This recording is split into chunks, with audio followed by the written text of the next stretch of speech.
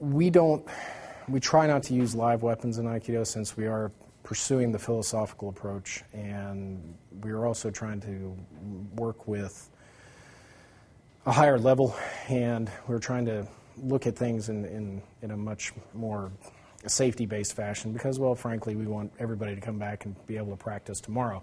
So what I'd like to do is I'd like to sit down and actually discuss each one of the tools that we use to help us in our training and to help us in the development as martial artists and people.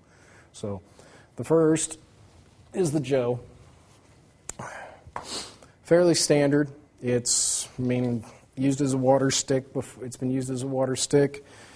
It's a walking stick. Generally, most Jo, depending upon your height, it should come right up to about your armpit when you're standing next to it. That's roughly about the right height. This, it's a white oak. They're relatively inexpensive. Just in red oak are even more inexpensive. The Jo generally had either some type, it was generally a halberd of some form, or a naginata, or some other type of edged weapon was actually on top of this. And they could be, they could go out as long as about 7 feet, which you can obviously see the larger naginata. And they were short ones like this. So, and if you can imagine a blade on the end of that, then, or a sword on the end of this, then you're thinking in the right terms. We, however, we use a Jo. We still get banged up a little bit, but it's kind of fun and it's a lot safer than actually using an edged weapon.